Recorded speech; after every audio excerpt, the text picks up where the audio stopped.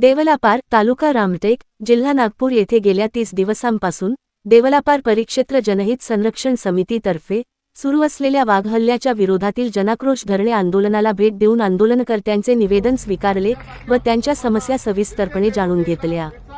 रामटेक तालुक्यातील पथरई, दहोदा, पिपरिया, डोंगरताल, बांद्रा, वडंबा, करवाही, पिंडकापार, लोधा, बेलदा, खनोरा, बोथिया, पालोरा, कट्टा, देवलापार, उमरी, वरघाट, हिवरा, बाजार, सालई, टांगला, पुसाद पुनर्वसन या ग्रामपंचायत क्षेत्रांतील नागरिक मागील काही वर्षांपासून वाढत्या वाघ व जंगली प्राण्यांच्या हल्ल्यामुळे भीतीच्या छायेत जीवन जगत आहेत। मागील वर्षभरात 24 नागरिकांचा दुर्दैवी मृत्यू, शेकडो पाळीव जनावरांचा बळी तसेच हजारो शेतकऱ्यांच्या शेतमालाचे नुकसान झाल्याने हा प्रश्न अत्यंत गंभीर बनला आहे। संपूर्ण परिसरात भीतीचे वातावरण निर्माण झाले असून नागरिकांच्या जीवित सुरक्षेचा हा अत्यंत संवेदनशील व तातडीचा विषय आहे।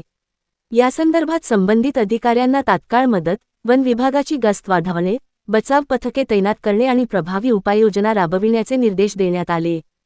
तसेच आंदोलनकर्त्यांच्या भावना लक्षात घेऊन आंदोलन तात्पुरते मागे घेण्याचे आवाहन केले। आंदोलनकर्त्यांना आश्वस्त केले आहे की लवकरच प्रतिनिधी मंडळाची मुख्यमंत्री श्री देवेंद्रजी फडणवीस साहेब यांच्यासोबत बैठक आयोजित करून या गंभीर प्रश्नावर कायमस्वरूपी तोडगा काढण्यासाठी ठोस प्रयत्न केले जातील।